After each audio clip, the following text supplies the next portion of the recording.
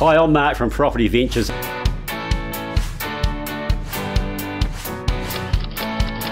Welcome to this week's New Zealand Property Podcast, where we interview the property expert around New Zealand. Welcome back to the continuation of the interview with Matthew Gilligan. In this second part of the interview, we talk about the different types of property deals you can do, and Matthew's take on them. He talks about why he feels that Auckland and Wellington are good markets to be buying in right now. I'm sure you'll enjoy. If you're smart enough to do a flip and get all that profit, surely you're smart enough to hold it, then pay no tax. And if you do that in areas that have lots of capital growth, you get paid firstly up front by buying at a discount, secondly through capital growth because it's going up in value because you pick your area right, and then the trick is make sure that the money in equals the money out. You've got good net yields. So I'm not really a huge fan of flipping, but I do understand that some people have limited income and they need to flip to generate an income, to generate a deposit so that they can then buy the next investment property. Yeah. And there's reasons for doing any of what we're going to talk about tonight. For everyone has their own needs and reasons for it. But funny old thing, if you go to the your local PIA around the country, and I was at down at Dunedin last week, I think it was, and same where I am here, the people who have all done very well and are very financially well off and relaxed with life, they've never sold a thing. They've always kept and they've gone through. And done the right strategies. I met a guy in Dunedin. He's got, I think it's 38 properties. He's done work on all of the properties that he's had since he first brought them. So he's still very busy actively working on them. But he's got a situation. He just brought a $1 million home. He's about to, in fact, probably has moved into it since I spoke to him. That his properties are paid for, and he doesn't. He pays rates and insurance for it. I'll tell you what, Mark, I haven't met too many people that are rich from flipping, but I've met hundreds, thousands of people that are rich from holding investment property for a long time. Yes, yeah. And I met a lot of people. I had one in my last meeting of the day today, quite a wealthy guy here in Auckland, net equity, well over 4, very, very simple man. He's got over $4 million of equity. And he said to me the only transactions he regrets in property are the ones where he sold. Right. Yep, no, and I hear that over and over again, same story. Just go back to the flips. One thing we're going to talk to, we haven't actually mentioned yet, is again, if there are flippers out there, and there will be quite a lot of people listening that do renovate properties, how should they set these structures up? Number one rule with any structure is, I've already said to you, what's the number one rule of forming a structure? Plan to fail. And I'm not saying we go into business to lose, but things go wrong. You buy, you contemporaneously on-sell, and the on-sale doesn't settle. So you don't want to be in a position where your name's on that. You want a corporate entity between you and the purchase. If you run into tax issues, if you run into creditors issues through subcontractor negligence or something like that, never trade in your own name. So make sure you're in a corporate entity. Is that corporate entity a company, or is it a look-through company? Is it a corporate trustee for a trading trust? That will be situational based on the circumstances of the investor, and they need tailored advice on that. But planning to fail is not only about saying how do you avoid the liability, it's about probably more importantly and as importantly making sure that the loss ends up where it needs to so you can use it. Because if you've got a disaster on your hands, it's such a comfort to be able to reduce your tax obligations, which you're allowed to do. So just a little bit of thinking to make sure that the loss ends up in the right place. And the context of a mum and dad investor, you think about this. Mum and dad investor, one party is working and they're earning 100 grand a year, let's just say. The other one's a full-time investor. So the temptation is to put the shares in the name of the full-time investor because they're the one doing all of the work. But that's the stupidest thing you can do, Mark. Because now if you make that company look through company, the losses go to the person that's got no income. Right. So that's a waste of time, yeah. So what you're better to do is to be an ordinary company, run 99 shares to working spouse, yep. 1 share to non-working spouse, or to the one that's full-time in property, be an ordinary company. Ordinary companies can distribute profits through shareholders' salaries. Yep. So the guy that's doing the flipping or the girl that's doing the flipping, they take the income coming out of the company through a shareholder's salary. But if the company makes a loss, you've got up to 12 months from your first date of incorporation, from your first tax filing date, you've got up to 12 months to retrospectively elect LTC. So if it turns out to be a disaster, you can retrospectively elect LTC, which means it's a look-through company. It becomes transparent for tax purposes, push the loss to the working spouse, 99, and it's tax efficient. Nice. So that's an example of plan to fail. Yep. The profit's easy to deal with. That's no problem. Now, there's always hooks in this stuff, and we understand the hooks, but gosh, it's so much easier if you've thought the stuff through up front and you've got profit and loss covered. Yeah, and if someone's ever going to flip, you just have to get the advice up front before you start, and you have to have the entities right.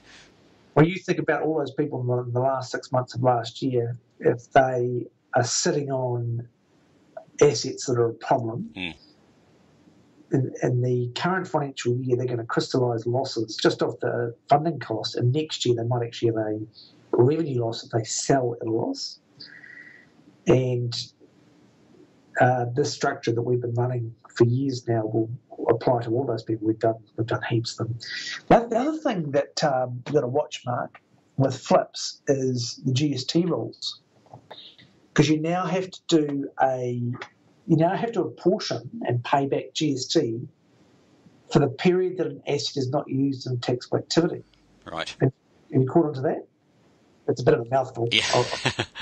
Yeah, explain that further. So you're talking about when it's rented out as a... Yeah, so under old rules, if you... the Section 21 adjustments of the Goods and Services Act said that if you bought a property and your principal use was business, yes, for the application to a taxable activity, then you could claim GST on 100%.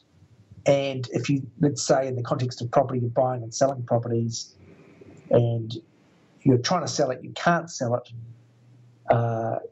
you claim GST up front because it's more than 51% used for buying and selling properties, which it is. It's taxable activity. So you get 100% of the GST back up front. And let's say that the market falls so you can't sell. So in such circumstances, you can then put a tenant in and sit on it until the environment improves. And there's no GST implication of that. You're not forced to pay the GST back. However, under new rules, what they say is, well, let's say that you were trying to sell a property for 6 months and then you couldn't, so you put a tenant in for the other 6 months. After the first tax adjustment period, which is within 12 months of the first tax filing date, you have to pay back the proportion of the time that the asset's not been used in the taxable activity. In that example, it's 6 months out of 12, so you have to pay half the GST back. And then if you keep it another 12 months, you've now got 18 months out of 24 not used in taxable activity because it's being used by a residential tenant for just renting purposes. So you have to pay back 3/4. You've already paid back half on the first tax adjustment period, so you have to pay another quarter back. So these are things that affect people flipping houses that get caught out and sit on them to hold. And I reckon that this is going to make the next crash a bit harder, because they're going to be in their boots and all saying, you've now rented this out because you can't sell it, we want the GST, and IRD will be tipping people over where previously they'd leave them alone. So just to get clear on that, today you have to pay the GST while you're still owning the property. Yep. So when you sell the property eventually, what happens? When you eventually sell the property, Yes. You pay back 75%, so you've only got the last quarter to pay back. Okay, but you still have to have that money to finance that on the way through, which will be the killer for a lot of people. That's right. Yep. Annual adjustments. Yep. Yeah, absolutely. Well, okay, I always do go learn something myself tonight, so all good. I wasn't aware of that, Matthew. Okay, that's good. Well, I think that sort of covers flips and buy and holds. Let's talk about GST on the purchase, because that's such an interesting area. As I've been selling land down, a number of people don't understand GST, and I end up getting out of the GST. It's hilarious.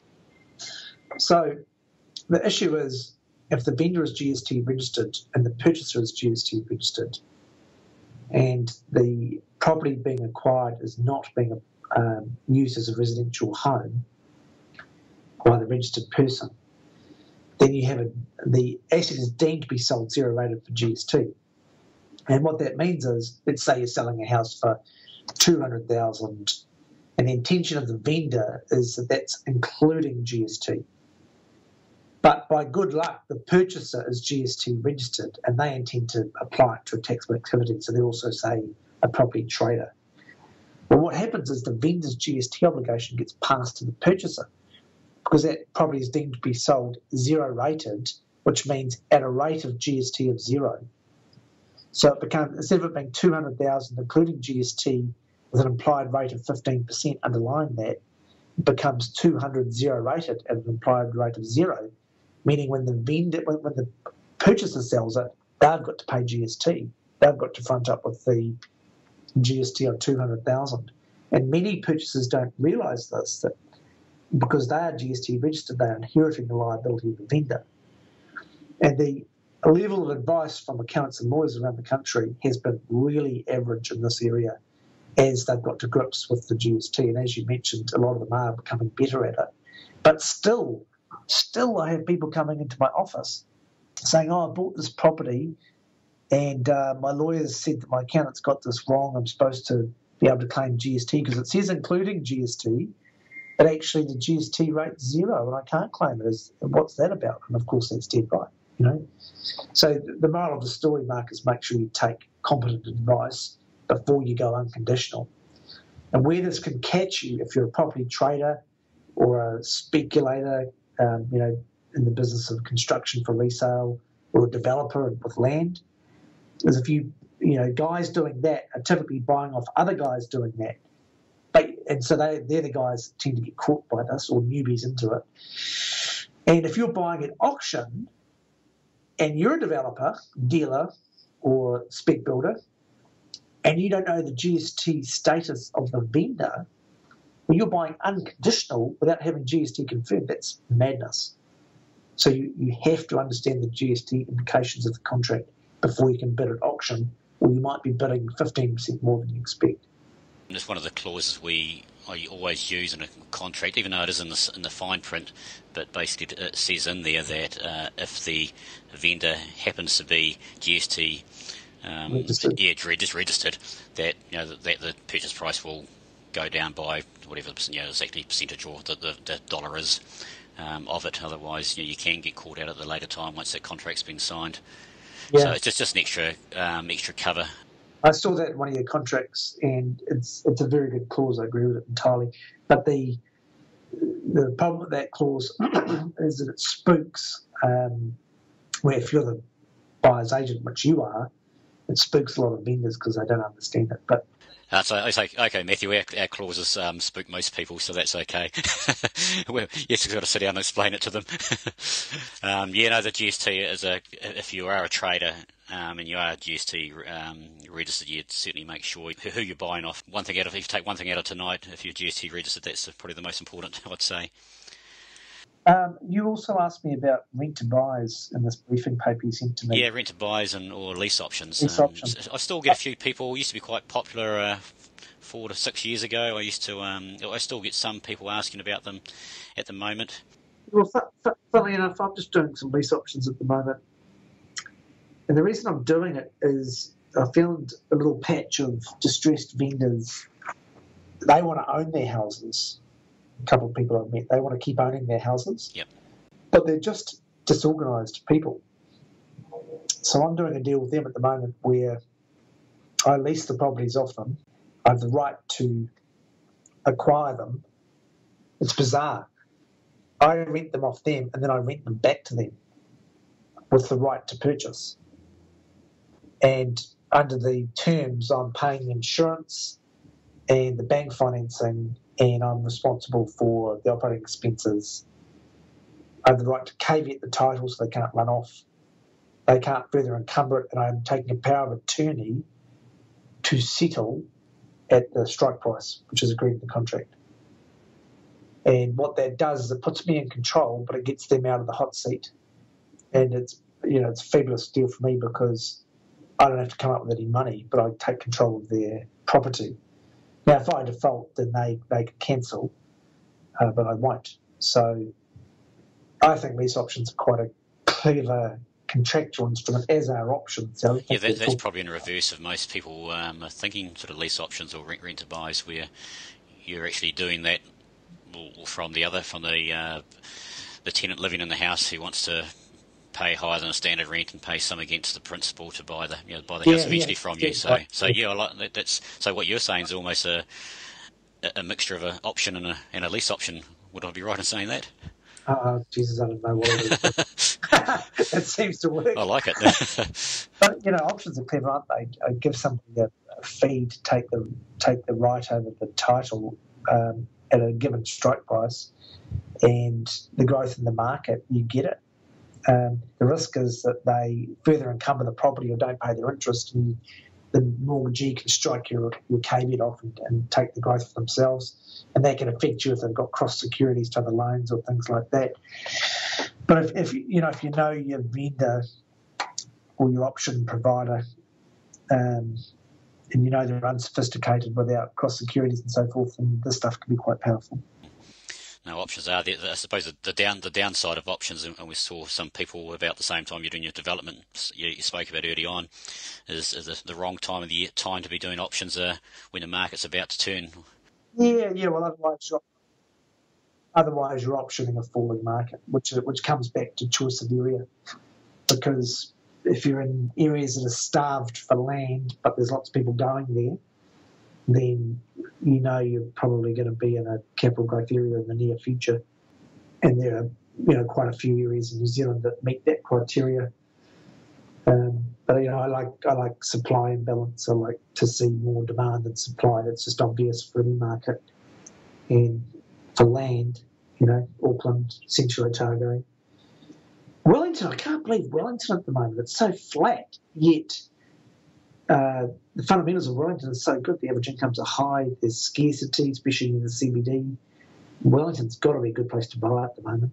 Yeah, there's a few places like that. I totally agree with the indications there. They should be doing better than it is, and short in due course it will. But it is a flat market at the moment. Well, I'm a contrarian, so I like to buy where there's problems, or So I didn't buy anything. I bought 2 houses last year, which is not very much, but now that these LVR rules are biting, I'm boots and all, because I think that it's a good time to buy. You're seeing a bit of opportunity out there right now. If you can find distress, yeah. Yep. Okay. Which is a bit mean, I know, but that's the business of property. If you're not, people like to make win-win deals, but when it comes to property transactions, that's not how it works. There's usually a winner and a loser in a property deal. When there's distress involved, someone's going to buy the asset. Yeah. So it might as well be you. Definitely, and as we said, the time you make the money in property, if you're serious in making your career or your passive income long term, is when you buy. So that's important, all right. I see you've got off the plans here as a strategy. Yeah, what's your, obviously there's probably more, some people say more pitfalls in it. There are opportunity. I've seen people make a lot of money. I've seen people lose a lot of money. What's your Matthew Gilligan's call on off the plans?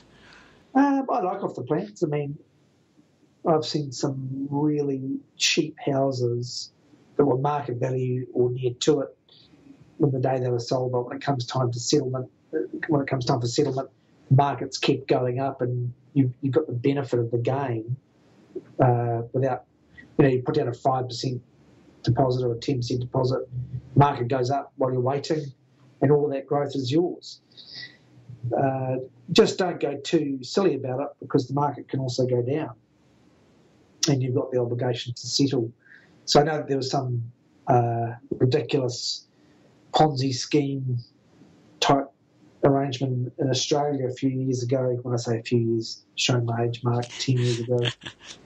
And these guys was saying to people, look, buy 20 apartments off the plans over 3 years. 3 years later, they will have gone up 50%. So if you sell half, you keep the other 10. Right, yep. And of course, they didn't go up, they went down. So yeah. So if you're sensible about it and you punch within your weight class, get one or two if that's what you can afford to settle.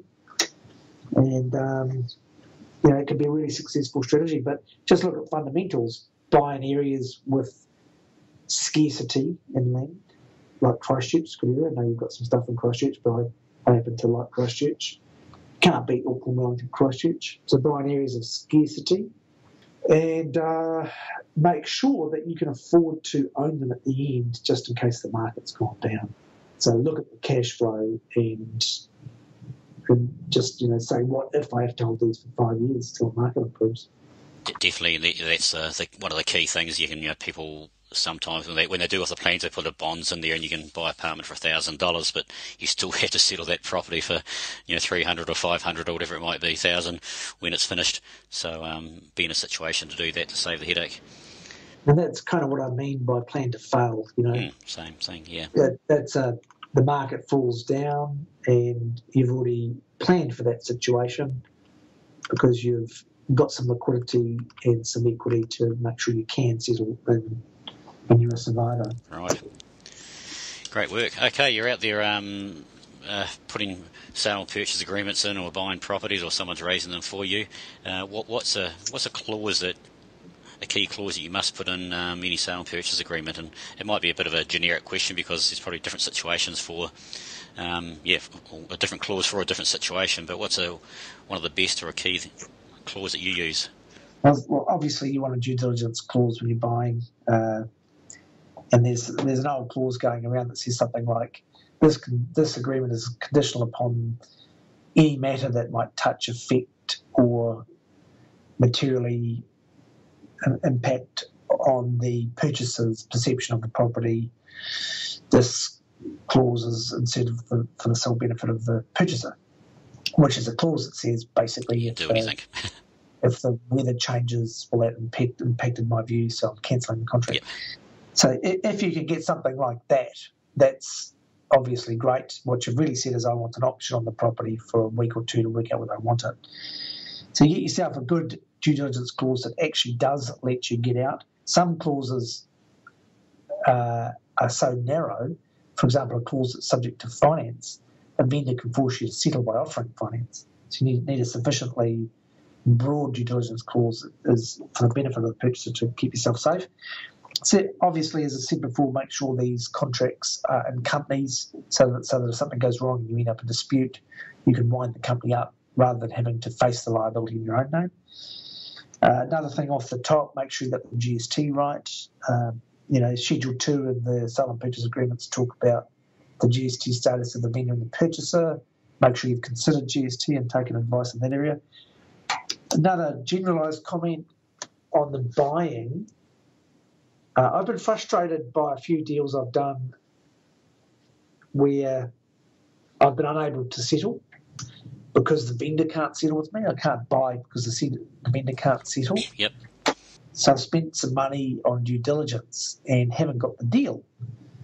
And that gives me the right to sue the vendor, but if the vendor's broke or unethical, it doesn't seem to affect them because they just run away. Right.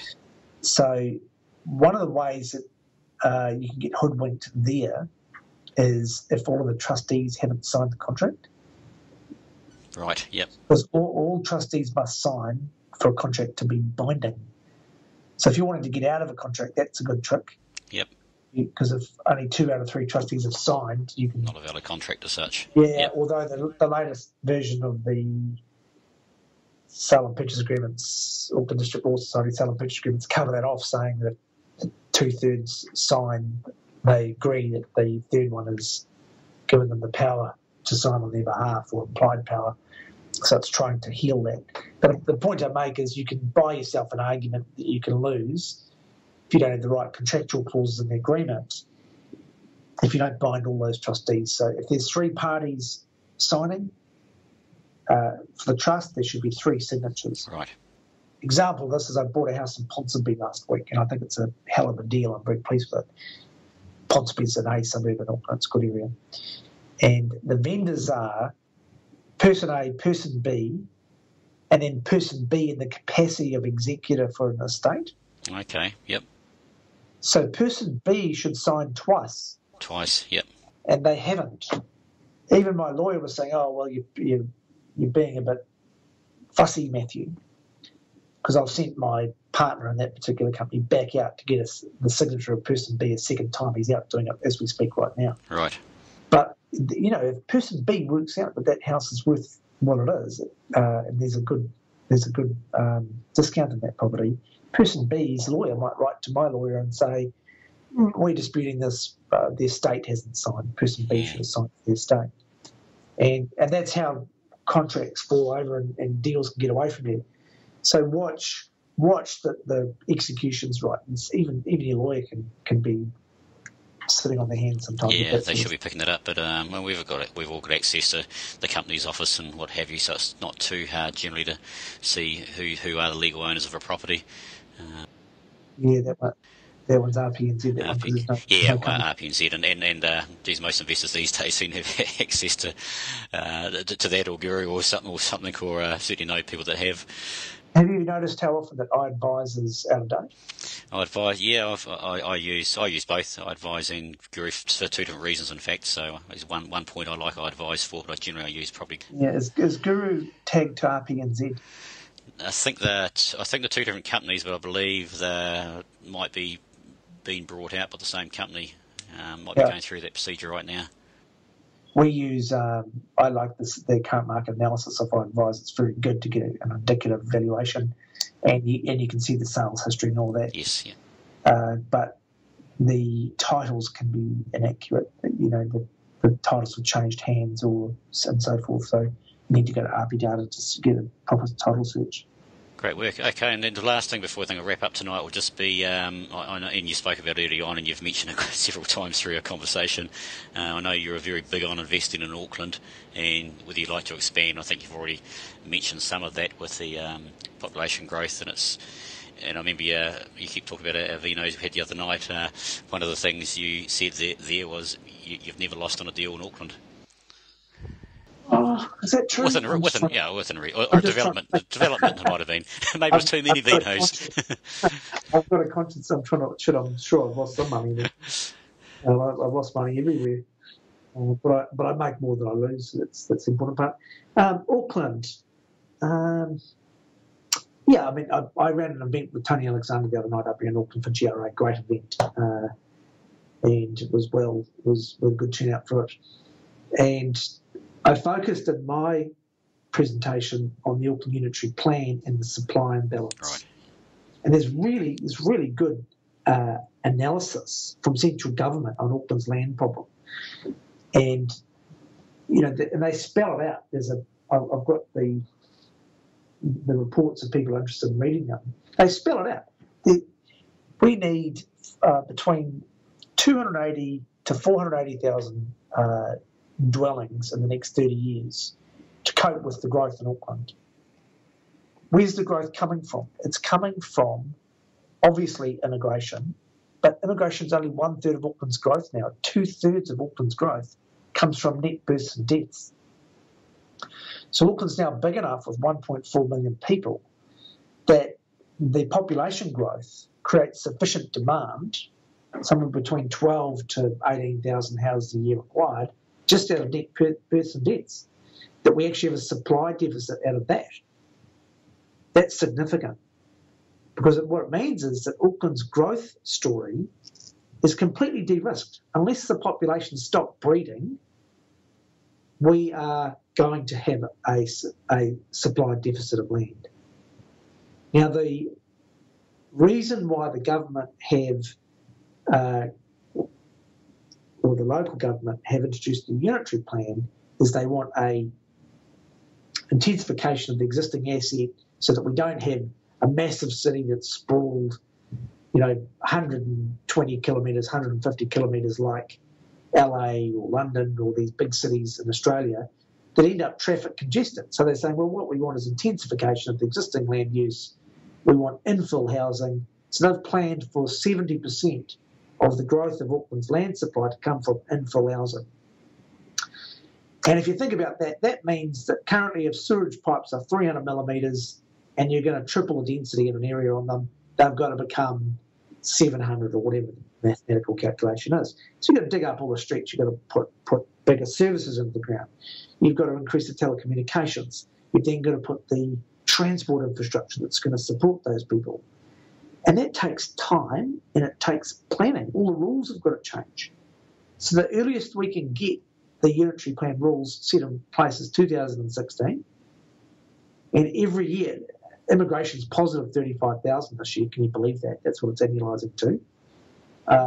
Tony Alexander said that the other night. That was interesting. And the population's breeding in Auckland. So, meantime, the government said, well, we need to fix this land supply issue. So long-term, the solution is to not increase greenfields. Only 30% of the land supply is coming from greenfield subdivision. Instead, we're going to go up, not out. So 70% must come from intensification. Intensification can't occur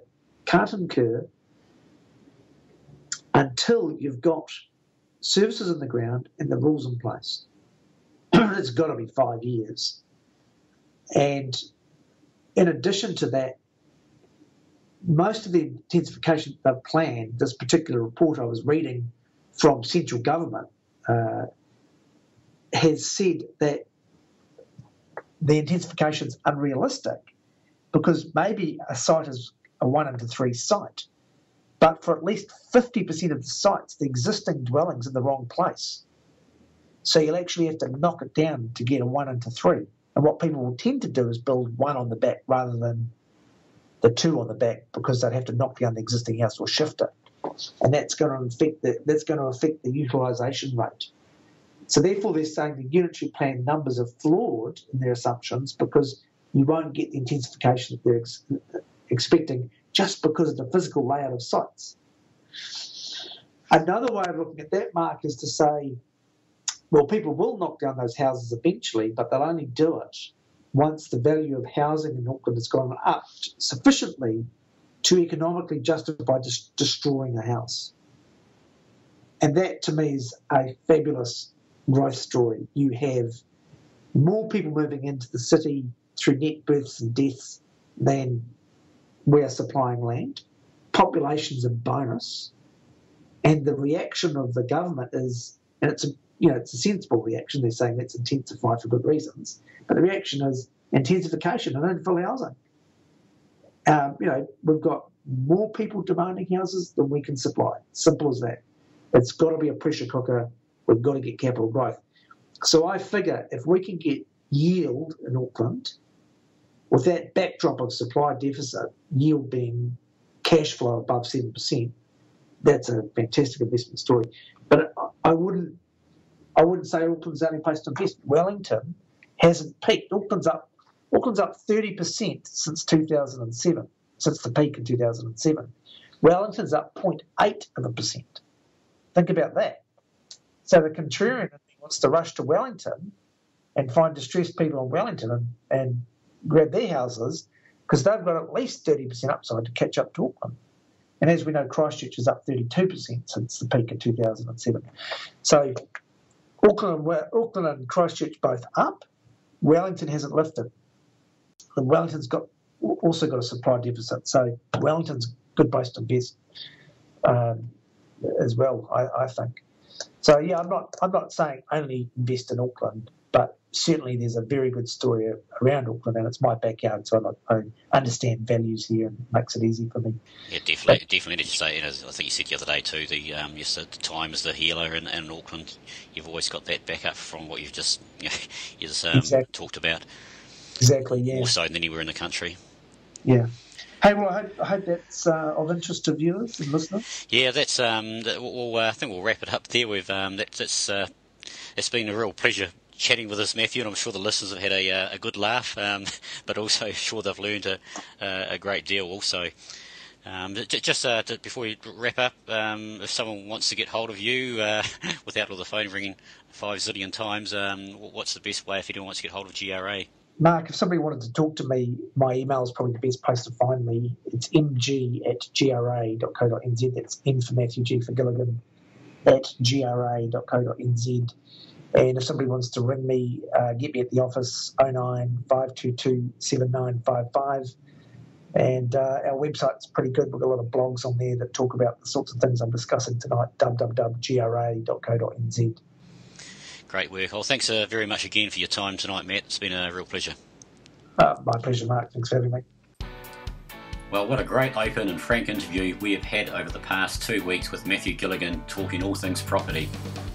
Just remember, this is just one man's opinion, but he has so much experience in so many facets of property investing that I'm sure you'll agree that this has been a great listen. If you have any topic you would like to hear in the future interviews, you can contact us at propertyventures.co.nz. Until next time, have a fantastic week.